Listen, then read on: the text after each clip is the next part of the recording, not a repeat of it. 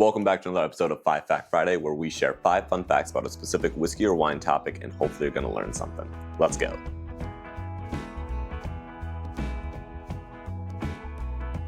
Today we're talking all about Aeneas Coffey. Now, you've probably heard that name, and if you have, you know what we're going to be getting into. But in classic whiskey or wine fashion, we are going to get started with the basics and his early life. But really, it's his whole life, because everything else, the other facts, I think are going to be a little bit more fun. So let's dive in.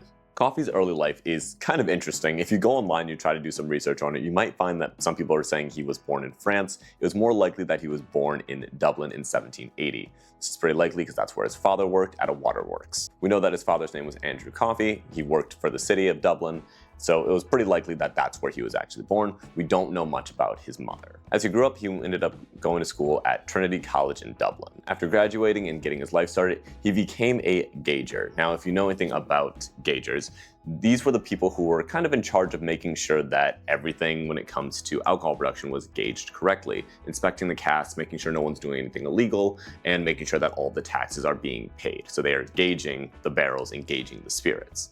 Now, if you also know anything about Irish history, this is also kind of what sparked the Poutine Wars. Now, if you don't know anything about poutine, this is basically Irish moonshine.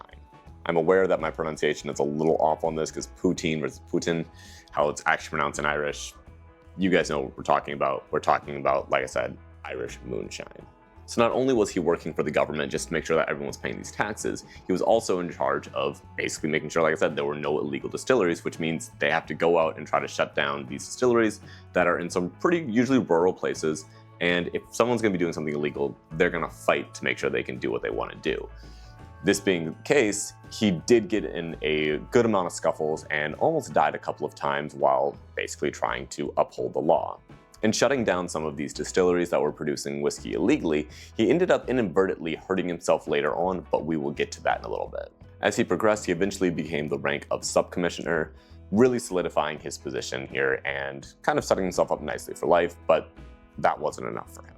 Now, when I mentioned the name Coffey, and we're talking about whiskey, obviously, a lot of you guys probably right away thought about the coffee still. Now, this is a very interesting thing to study because he wasn't actually the first person to create it, but he did perfect it.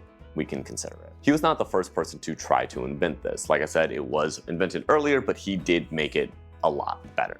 The original one was made by this guy, Jean-Baptiste Cellier, in 1813. Now, after that, a ton of people tried making their own versions of it to try to improve it, but a lot of them failed and it just wasn't working great. The main issue was that it either wasn't producing clean enough spirit or you had to stop it and clean it out, so it wasn't a true continuous distillation process. In 1826, Robert Stein came along. He made it even better, getting closer to being that true continuous distillation, but again, not perfect. In 1830, that's when we see Coffey coming in here, getting his patent out there, and really getting a jump start into what is going to be the world of whiskey that we know now. We'll get into how the still actually works in a different video, but for this, mainly understand that it was going to produce a cleaner spirit, and by cleaner I mean less oils and mainly more of just that alcohol content. It was a lot cheaper to make this mass production of whiskey, or just alcohol really at this point, and because it had less oils, you got a lot less flavor out of it. And this was going to prove to be a massive problem for him. Without these really big, bold flavors that you're really used to with Irish whiskey being pot stilled and having a lot of those oils, this did not take in Ireland at all. Because of basically shutting down all these illegal distilleries and shutting down these places that were looking for a faster and cheaper way to make whiskey, their palate kind of changed to just liking the pot still that was really heavy in the oils and had a lot of flavor to it. Like I said, he inadvertently hurt himself by shutting all of those down when he was a gauger. Now he has to pay the consequences of basically upholding the law. In Ireland, they saw any of the spirits that would come off here as weak, or what they considered as a silent spirit, because it didn't have anything to stand on, because it did not have a lot of flavor. Right out of the gate, there was one purchase in Ireland, that was it, and Coffey really wasn't getting a lot of traction. No one was interested in buying his product. So he took it and he went over to the UK, and this is where he would really get a jump start into becoming a very successful businessman. In 1834, we see the first still being sold over in the UK, and then another 2 in 1835, and then in 36, yet another one. And this is where it really starts to take off. So the biggest thing here is that now you're able to produce whiskey excuse me, not just whiskey, just spirits, faster and cheaper. This means you're going to be able to make a lot of things like gin and a lot of other just spirits and get them out there faster for people. At this point in Europe, a lot of the grapevines were dying because of a nasty little bug that ended up coming over and wiping out a lot of the wine and a lot of the brandy. So everyone's starting to look for other options.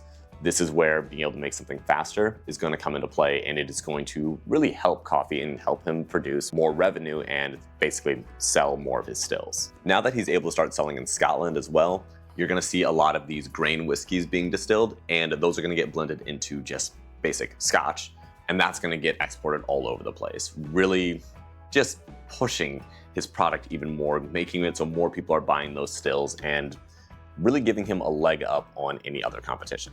With all this in mind, this really cements his legacy into history.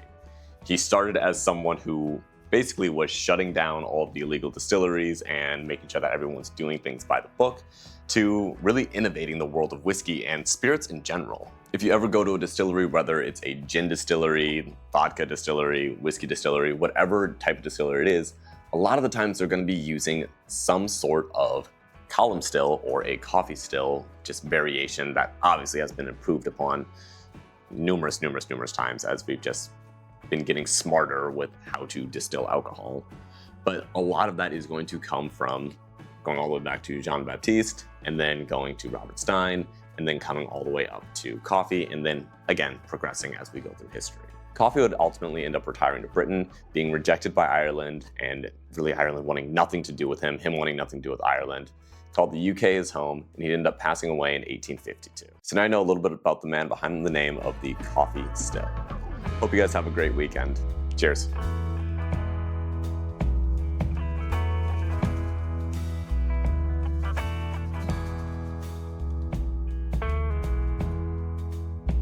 I'm always so bad at remembering to say this, but if you like this video, drop a comment, let us know what you guys want us to talk about. I'm always looking for more ideas.